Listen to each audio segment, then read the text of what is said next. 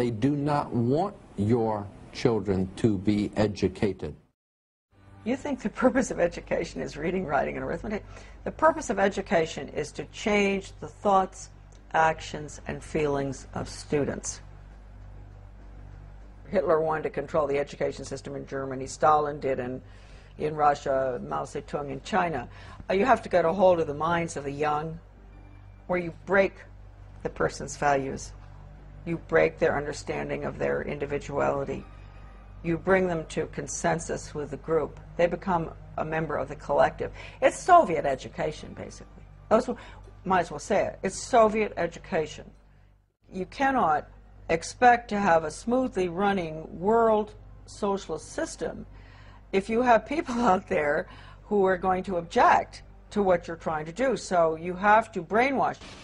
If you sat around a table and you said, right, what we need to do is we need to find some way of getting young people to see the world the way we want them to see it, so that by the time they become adults, they are completely following the reality we want them to believe in. Someone might say, well, they might not have it like, but you know the ideal thing?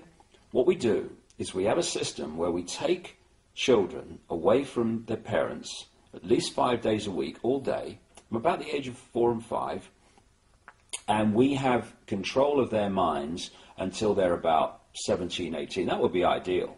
Well, of course, that's what happens. It's called the education system, and it's indoctrination. Schooling is a form of adoption. You give your kid away to a group of strangers. You accept a promise, sometimes stated and more often implied, that the state, through its agents, knows better how to raise your children and educate them than you, your neighbors, your grandparents, your local traditions do. And that your kid will be better off so adopted. By the time the child returns to the family, or has the option of doing that, very few want to. Their parents are some form of friendly stranger too, and why not? In the key hours of growing up, strangers have reared the kid. Now let's look at the strangers, of which you were one and I was one.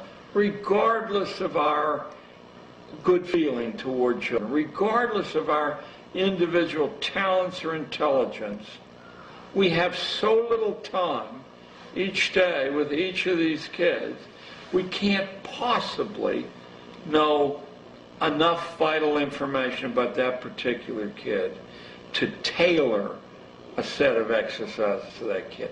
So what we do is accept, and of course if we don't accept this, we're fired or harassed. We accept a state's prescription that's written in manuals. You do this first and this second and this third. And the way the state checks on whether you've followed that diet is there's standardized tests given at intervals. If your kids do badly, it does not mean that they're bad readers or anything else. It means that they haven't been obedient to the drills the state set down, and they're marked for further treatment later on, or they're marked to be excluded from responsible jobs. Perhaps some ways by being excluded from the colleges that lead to responsible jobs, in other ways from the licenses that lead to responsible jobs. This was all worked out. It didn't evolve by a lot of rational people saying, we'll take this, this, and this from the past, then the next generation will take this, this, and this.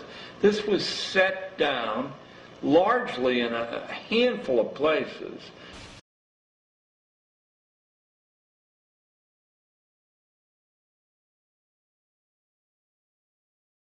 I think it's important to understand that most of the educational programs that are implemented in the United States stem from the National Education Association. And the NEA was actually founded by John D. Rockefeller. And John D. Rockefeller, I think, voiced the beliefs of this ruling elite that wants to try to homogenize our education system when he was quoted as saying, I don't want a nation of thinkers, I want a nation of workers.